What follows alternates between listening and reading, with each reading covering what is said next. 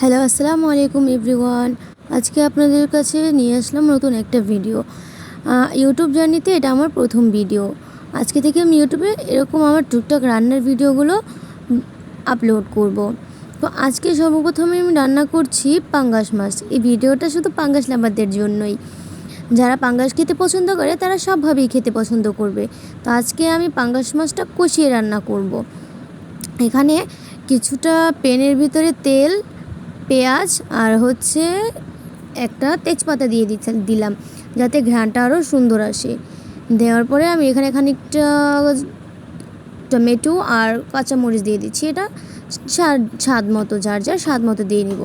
তারপর একে একে নাড়াচাড়া করে যতক্ষণ না পর্যন্ত একটু পেঁয়াজের গন্ধটা চলে যাচ্ছে ততক্ষণ আমি নাড়াচাড়া করতে থাকবো।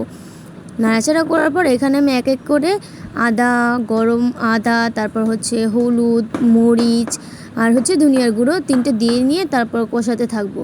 কষানো হলে একটু পানি দিয়ে দিব। পানি দিয়ে কতক্ষণ নেড়ে চেড়ে তারপর আমি এটাকে ঢাকা দিয়ে দিব। 5 মিনিটের মতন ওয়েট করে তারপর দেখবো আমার কষানোটার অবস্থা কী। এই তো দেখে নেন, কষানো হয়ে যাচ্ছে, কী সুন্দর কালার বের হয়েছে। আর উপরে যখন তেলটা উঠে আসবে তখনই বোঝা হবে যে হ্যাঁ, সুন্দর মতন আমাদের কষানোটা হয়ে গেছে। এই তো দেখছেন কি সুন্দর, আর এত সুন্দর একটা ঘ্রাণ আসবে, তখন ঘ্রাণ শুনেই খাওয়ার ইচ্ছে আসবে আর কি, চলে আসবে, এটা বলতে চেয়েছিলাম। আর তারপর আমি এখানে এক এক করে মাছ দিয়ে দিব। মাছটা যে যার পরিমাণ অনুযায়ী দিতে পারেন। আমার যতটুকু প্রয়োজন হয়েছে আমি ততটুকুই রান্না করতেছি। তো এখানে আস্তে আস্তে মাছটা সুন্দর করে আমি সাজিয়ে আস্তে আস্তে নাড়াচাড়া দিতে হবে।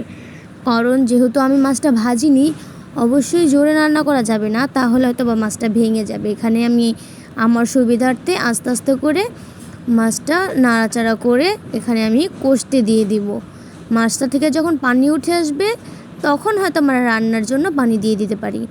তো এখন আমি এটাকে সুন্দর মতো নাড়াচাড়া করে ঢাকনা দিয়ে ঢেকে রাখবো 5 মিনিটের জন্য। অতক্ষণ পর্যন্ত ঢেকে রাখবো যতক্ষণে আমাদের মাছের উপরে পানি উঠে আসে। তো এই তো আমি মাছটা ঢেকে দিলাম। এখন কিছুক্ষণ ওয়েট করার পর এখন দেখি আমাদের মাছের মধ্যে তেলও উঠে এসেছে, পানিও উঠে এসেছে। তারপর আরও কিছুক্ষণ ভালো মতো নাড়াচাড়া করতে হবে। যত সুন্দরভাবে নাড়াচাড়া হবে, কষানো হবে, আমাদের খাবারটা খেতে ততটাই মজা হবে। এটা কিন্তু কম বেশি আমরা সবাই জানি, কিন্তু আমি আমার মতো করে আর কি বলছি আপনাদের। তো যাদের ভালো লাগবে তারা অবশ্যই আমার ভিডিওটাতে লাইক, কমেন্ট, শেয়ার করে দিবেন, যাতে আমি এরকম অনেক ভিডিও আপনাদের কাছে দিতে পারি, আমি নিত্যদিনই যেভাবে রান্না করি আর কি। তো তারপর এখানে কষানো হয়ে গেছে, আর এখন আমি এখানে পানি দিয়ে দিলাম। তারপরে এই তো আমাদের রান্না শেষ। মাঝে আমি একটু জিরার ফাঁকি দিয়ে নিয়েছিলাম। এই তো তারপর আমি সার্ভ করছি। দেখেন কি সুন্দর মাশাআল্লাহ কালারটা আসছে। এখন পরিবেশন করুন গরম গরম ভাতের সাথে। তো এই তো, আল্লাহ হাফেজ। সবাই দোয়া করবেন আমাদের জন্য।